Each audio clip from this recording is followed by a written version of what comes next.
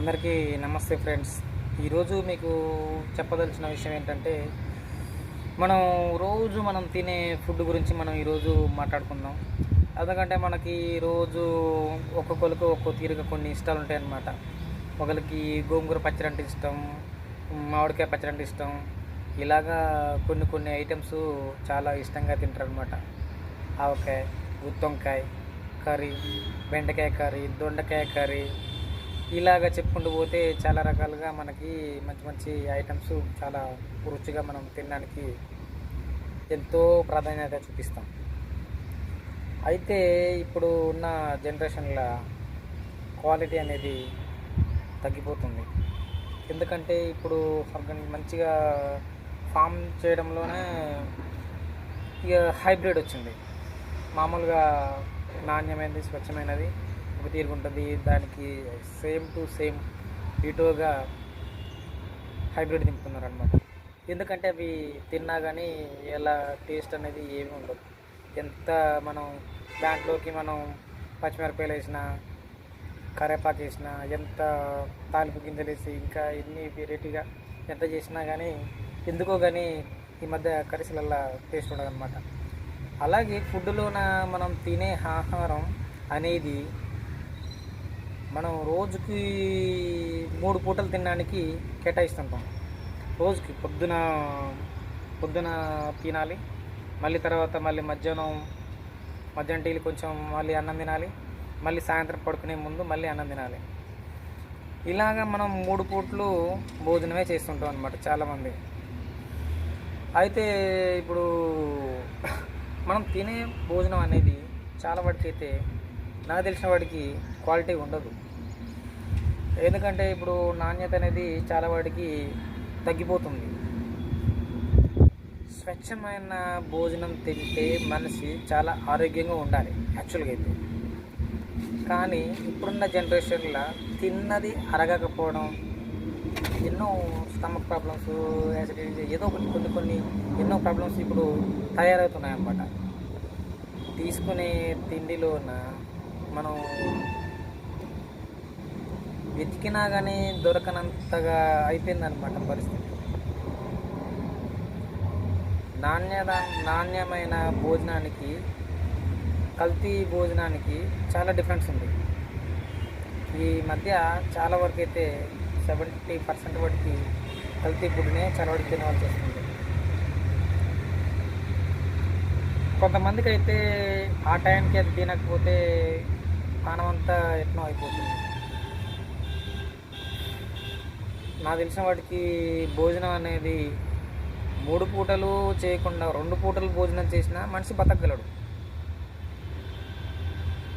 మనం తినే ఫుడ్లోన సృష్టిలోన అన్నమే తినాలి, లేకపోతే చపాతీలే తినాలి, లేకపోతే ఇదే తినాలి, డైలీ అవే తినాలని ఏమీ లేదు. మనకి సృష్టిలోన చాలా వాటికి జొన్నలు, రాగులు, సజ్జలు అని చాలా రకాలుగా మనం తినడానికి ఎన్నో మనకి కడుపు నిండా మంచి ఆహారాన్ని మనం తింటే మనిషి పుష్టికంగా ఉంటాడు, అలాగే ఆరోగ్యంగా కూడా ఉంటాడు. మనం తీసుకునే డేటు నేను చెప్పదలిచింది ఏంటంటే, మనం రోజు తీసుకునే ఫుడ్ డైలీ పొద్దున అదే తిని, మధ్యాహ్నం అదే తిని, రాత్రిపూట అదే తిని కొంచెం డైటింగ్ మారిస్తే ఆరోగ్యం బాగుపడుతుందని నేను చెప్పదలుచుకున్నాను అనమాట. ఎందుకంటే మనం ఇక నాణ్యత ఉన్నా లేకపోయినా కానీ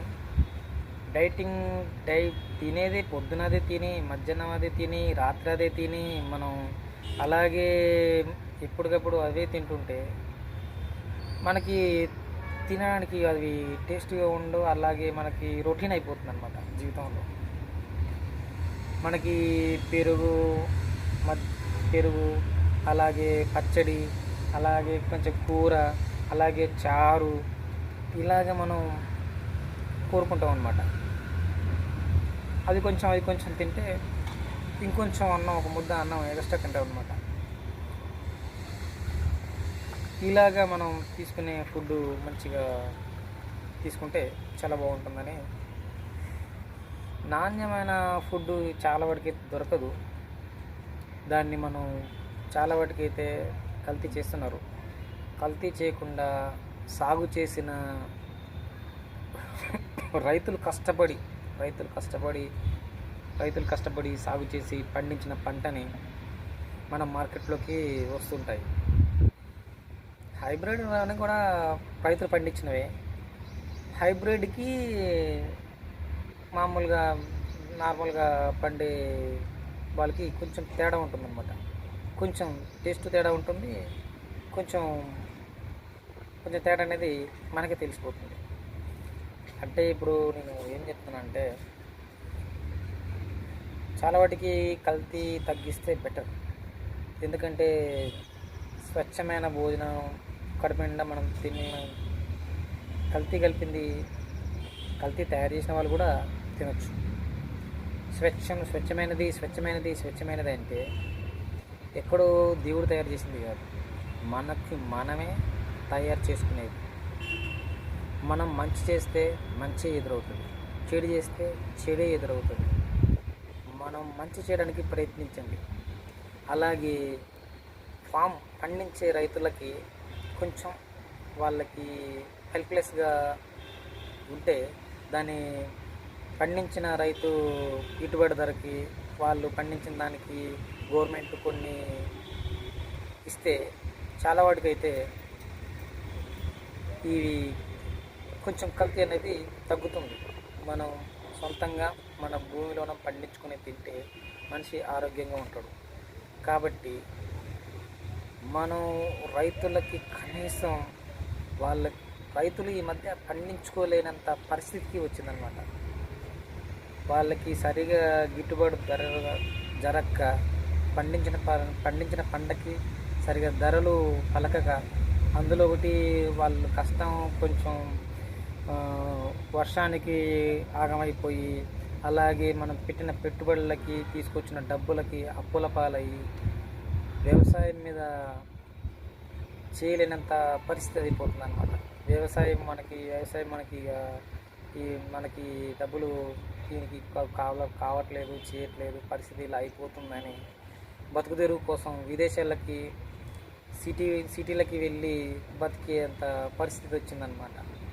పండించే రైతుకే పల్లెటూరు నుంచి సిటీలకి వెళ్ళి ఏదో ఒక పని చేసుకొని బతికేంత సిచ్యువేషన్లో అయితే ఇక పండించే వాళ్ళు ఎవరు? ఇక్కడ ఇక రైతులు పండించే పంట తక్కువైపోతుంది, భోజనం తినేవాళ్ళు ఎక్కువైపోతున్నారు.